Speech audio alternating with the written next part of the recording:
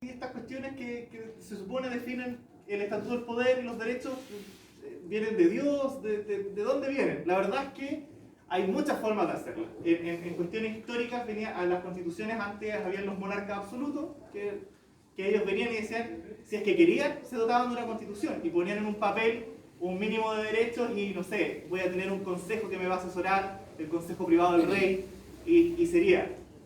Las primeras constituciones surgen así, una mera voluntad de los reyes. Pero con el paso del tiempo y con la consolidación de las formas democráticas de gobierno, en general esta cuestión se estandariza y en general las constituciones van a tener tres grandes formas de hacerse, que es por medio de asambleas constituyentes, por medio del poder legislativo de los estados, es decir, los congresos nacionales, las asambleas parlamentarias, o lo que se ha dado que son los grupos de expertos u otras formas, como la que decía en un principio, la auto-otorgada de los reyes. Y en general, según el informe, los que han escrito sobre esto, está bien dividida la cosa. A nivel mundial, de 900 constituciones que se han estudiado, está partido en un tercio de ellas se han hecho por medio de asambleas constituyentes, un tercio de ellas se han hecho por medio de los poderes legislativos y un tercio se han hecho por medio de grupos de expertos o de carácter auto-otorgado. Entonces no hay ninguna, no podemos decir que hay una cuestión, nadie puede decir que esto es una verdad revelada, que hay un mecanismo único en el mundo. En verdad, están esos tres ahí disponibles en la experiencia mundial. Y en la experiencia histórica chilena, la verdad es que ha primado históricamente la de los grupos de expertos, asociados a los sectores de poder. Así, por ejemplo, las primeras constituciones que se hicieron desde 1814 hasta 1833 fueron, entonces, expertos en derecho que al servicio de un grupo de poder en Chile, ya O'Higgins, los liberales, los conservadores, asesoran y redactaban un texto y al final los legitimaban de alguna forma. Pero generalmente ha estado asociada a grupos de expertos asociados a grupos de poder que han redactado las constituciones en Chile. También el caso de 1925 y la Constitución de 1980, que es la famosa Comisión Ortúzar, que redactó la Constitución. Caso de asambleas constituyentes, que es una forma la que ha estado primando en el debate político, no solo los casos de Venezuela, como se ha dicho, como que quieren instalar que Venezuela es el único caso, no. Hay casos exitosísimos de asambleas constituyentes a nivel global. Está el caso de Italia, está el caso de Portugal, el caso de Sudáfrica, el caso de Tailandia y el caso de Islandia. Y también, por qué no decirlo acá en la región, el caso de Bolivia, que fue un caso exitoso de asamblea constituyente.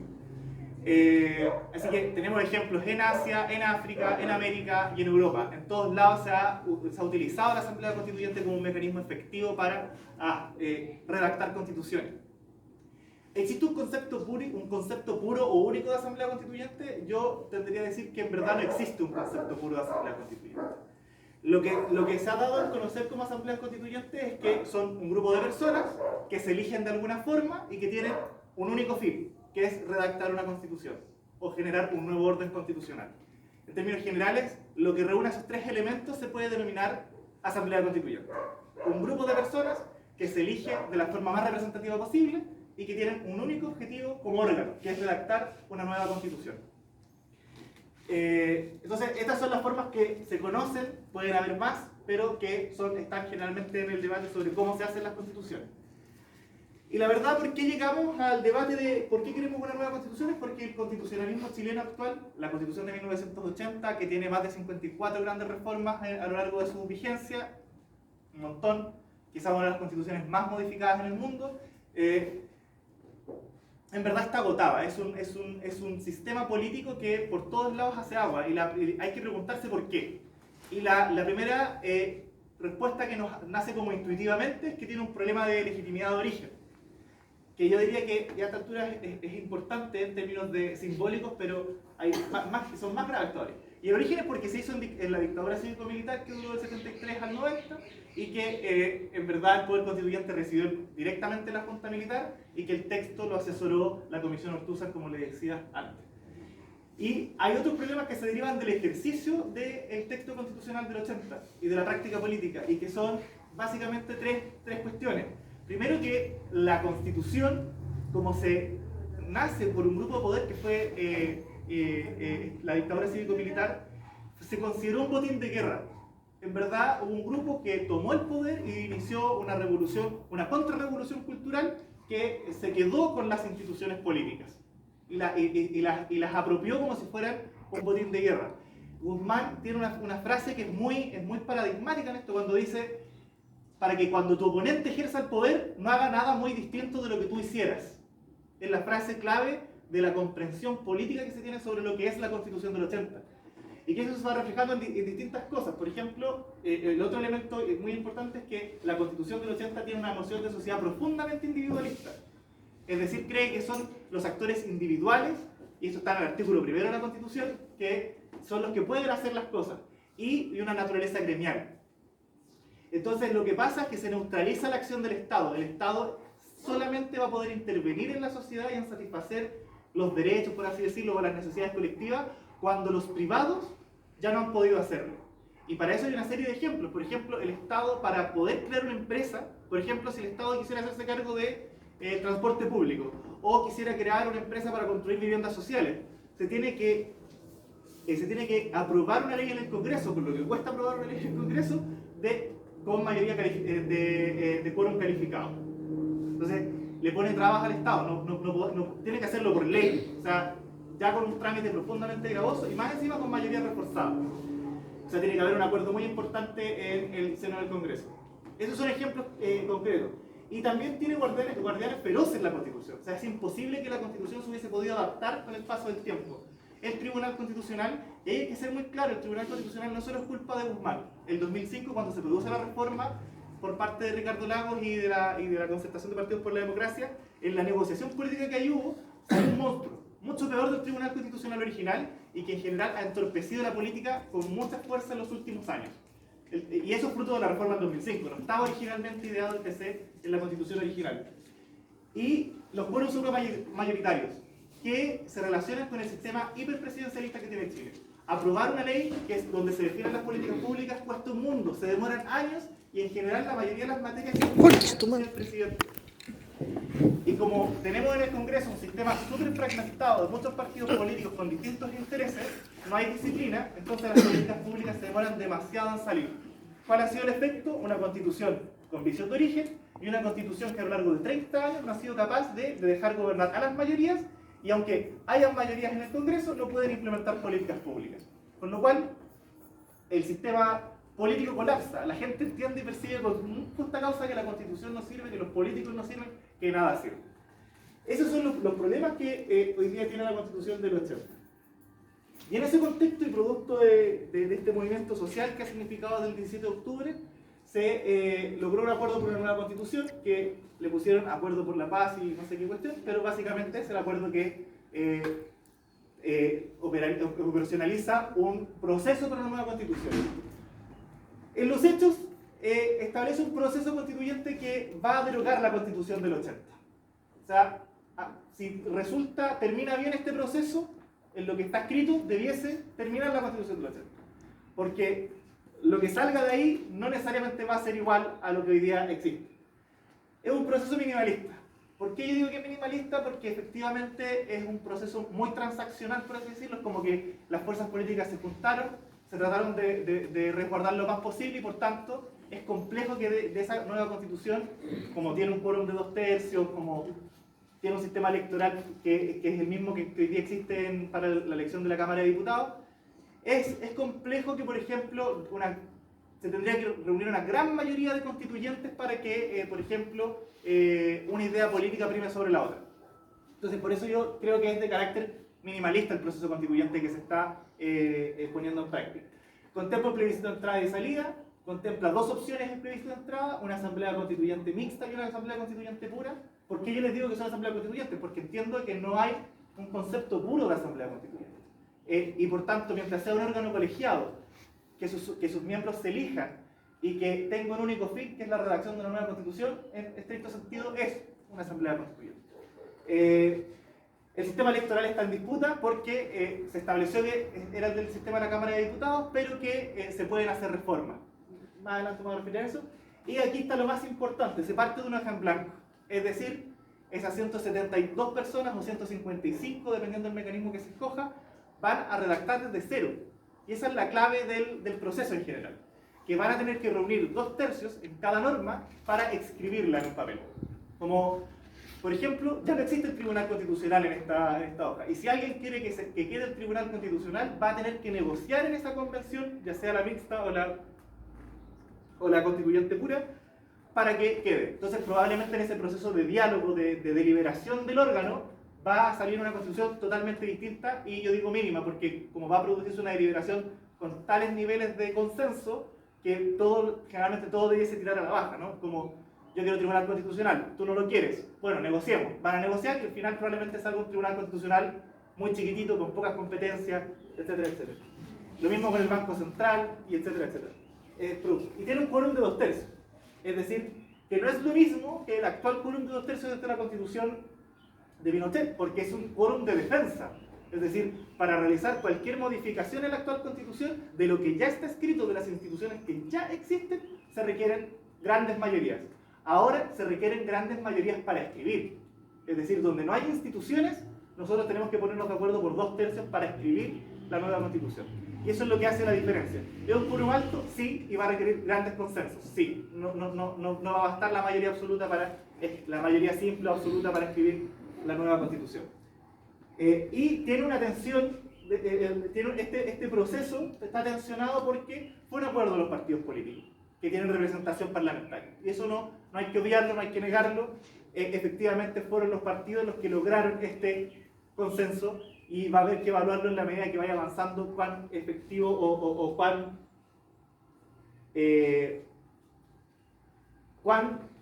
cuántas certezas da de que el proceso sea legítimo y que la sociedad lea que la Constitución que estamos volviendo a escribir sea una Constitución legítima. Tiene una tensión en su origen, no como la de Pinochet.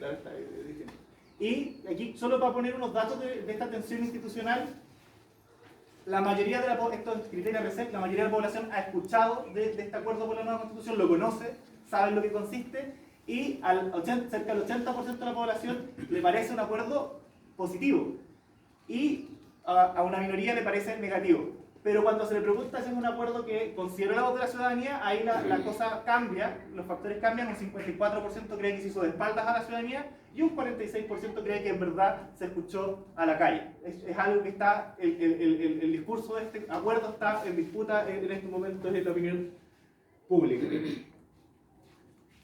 Y los últimos datos también de criteria que se han dado es quienes quieren una nueva constitución. La mayoría estaría votando que sí en abril.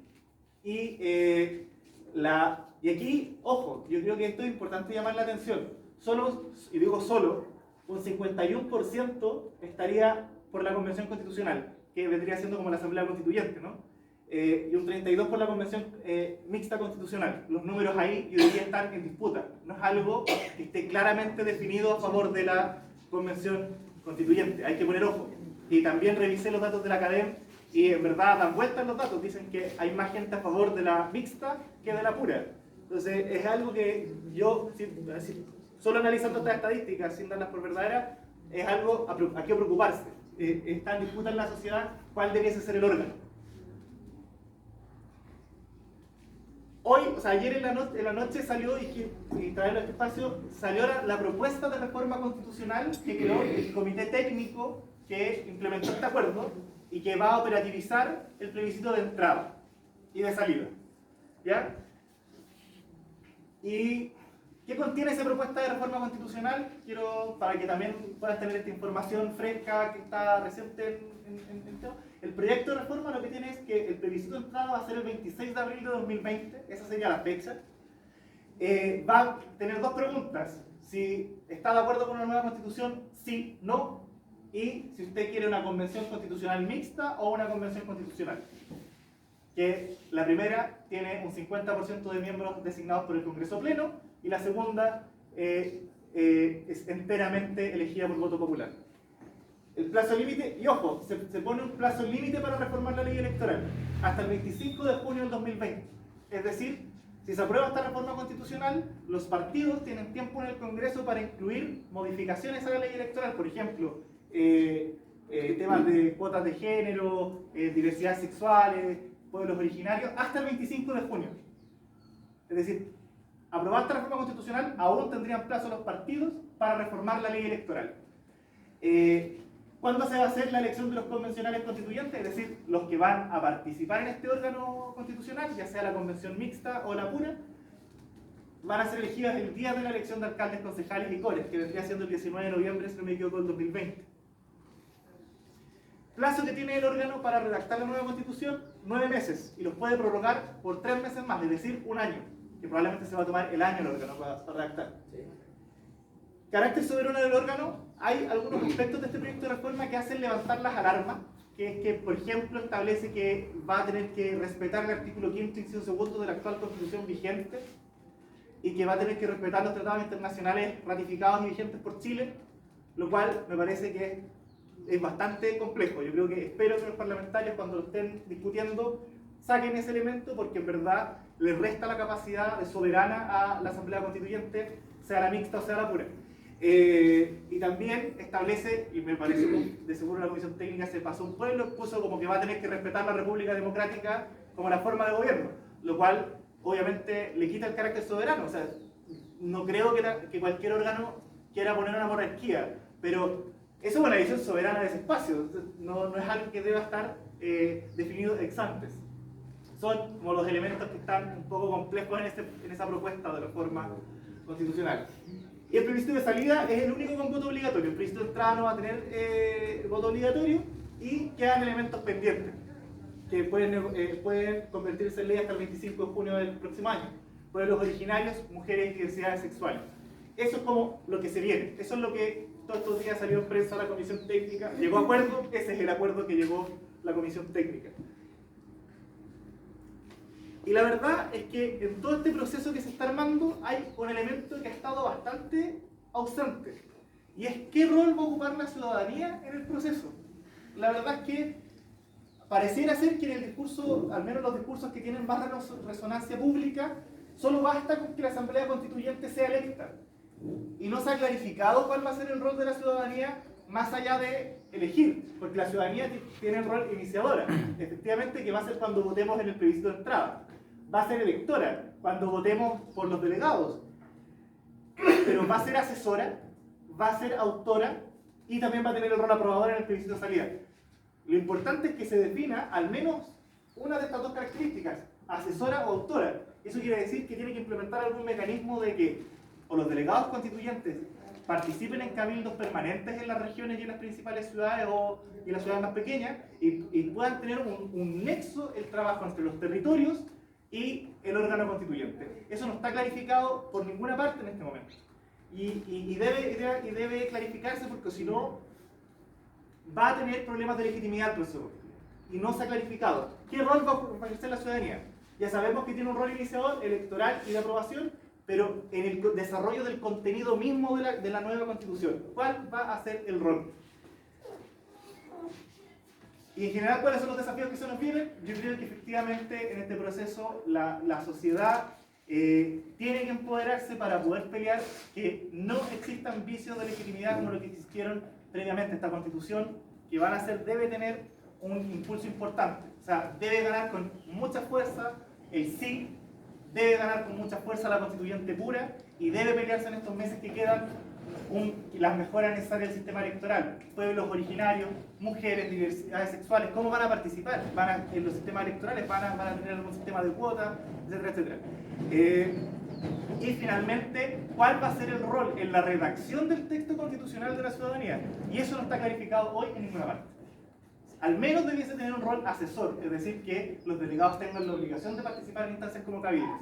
Y ojalá, idealmente, algún espacio como autora. Hay experiencias a nivel comparado muy eficientes, que pueden ser como por sistemas de... y algo se implementó en el proceso de Bachelet, me parece, el quinto poder, que era como esta nubes en páginas web donde tú participabas y podías proponer textos, etcétera, etcétera. Hay experiencias que se han implementado con éxito y pueden ser muy buenas para incluir el rol de la ciudadanía de forma activa en la redacción del nuevo texto. Muchas gracias.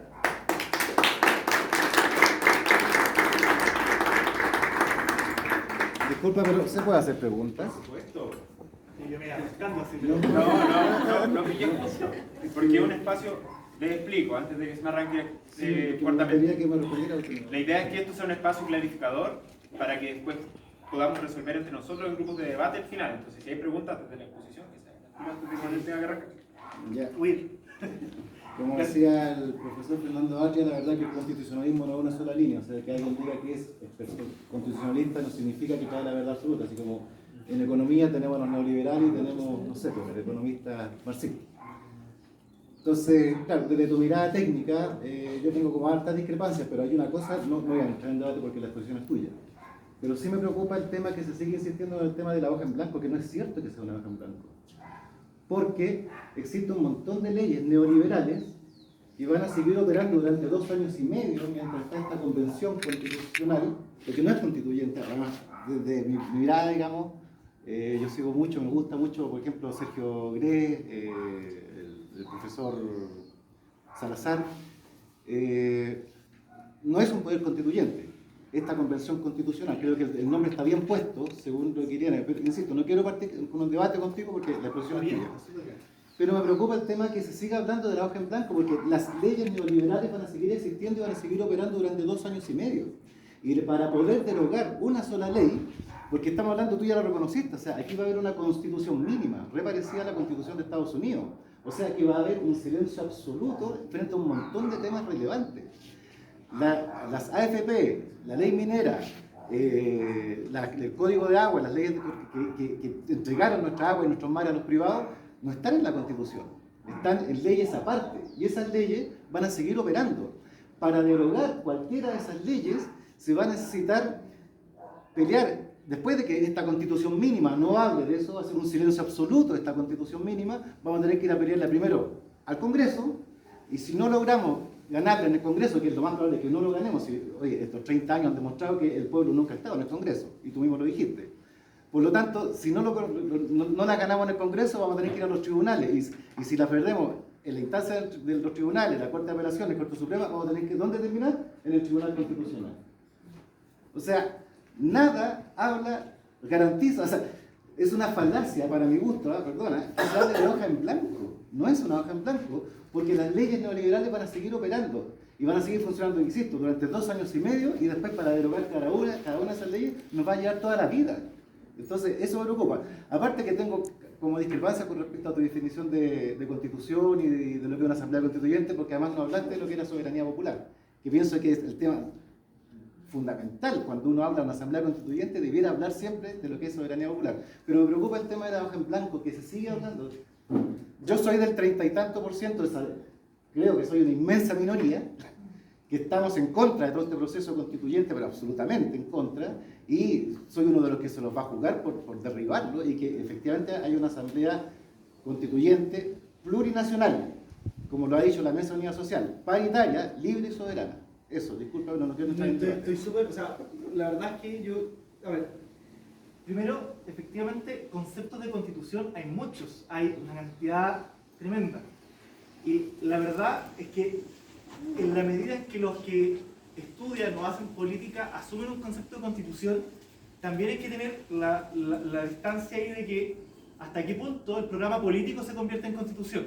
Y ahí mi definición como ideológica es decir, las constituciones lo que hacen es necesariamente definir un marco mínimo de diálogo político entre diversas opciones políticas, donde probablemente van a haber algunos que crean que lo plurinacional es algo que no debe tener cabida en la sociedad, y yo ex ante digo y reconozco en la sociedad chilena, probablemente, es muy probable que haya gente que no crea que esta sociedad es plurinacional. Yo creo que sí, yo creo que esta sociedad es plurinacional. Chile es un estado con muchas naciones, pero hay gente que no lo cree, y radicalmente no lo cree, y hay otros que empujamos que eso sea así.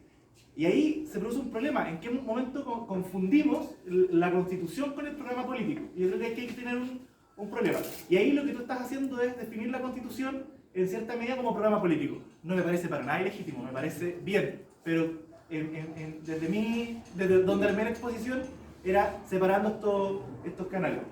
Y también es importante, todo se relaciona con el concepto de constitución, el tema de la hoja en blanco también. Porque ¿qué es una constitución? Las constituciones no operativizan, lo hacen en algunos casos, como por ejemplo la constitución brasileña, pero la experiencia general es que las constituciones no regulan aspectos sectoriales de la sociedad. Es decir, por ejemplo, las constituciones no regulan el ámbito minero y eso van a seguir quedando en los textos actualmente vigentes. Y eso es que, aunque la Asamblea Constituyente sea plurinacional y paritaria y con todos los elementos que nos gustaría que tuviese per se la Asamblea Constituyente, lamentablemente no van a derogar todo el sistema jurídico chileno. Eso, y me parece que hay que decirlo con toda franqueza, es decir, no porque lo que podría hacer es ponerse a derogar cuerpos legales completos en la Constituyente. Pero el efecto que generaría en el sistema jurídico sería muy complejo de determinar ahora. Entonces, en general, lo que pasa es que no van a entrar a tocar los cuerpos legales. ¿Qué es lo que cambia? Sí, que el hecho que sea una hoja en blanco, que ahí está la diferencia.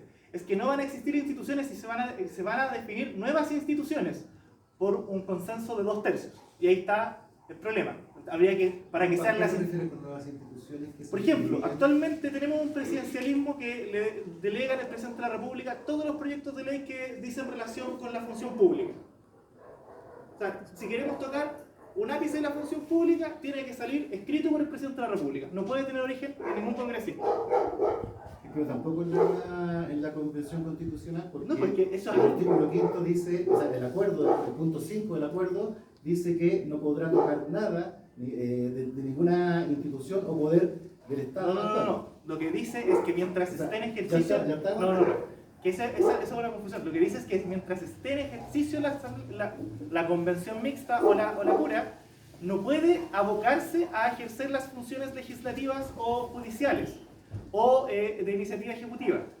Pero una vez redactado el nuevo texto y aprobado, se va a convertir en nueva constitución. Y producido eso, van a tener que empezarse a dictar nuevas leyes orgánicas. Por ejemplo, ponte tú que la constituyente define un sistema semipresidencial o parlamentario.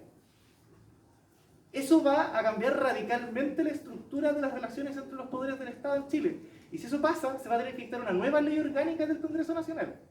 Se va a tener que dictar nuevas leyes orgánicas sobre la relación del Poder Ejecutivo con las regiones. Por ejemplo, si se establece que van a tener que existir, como ya hay gobernadores regionales, pero por ejemplo si en la nueva Constitución establece que van a existir parlamentos regionales y van a tener ciertas competencias, porque en otros países eso pasa.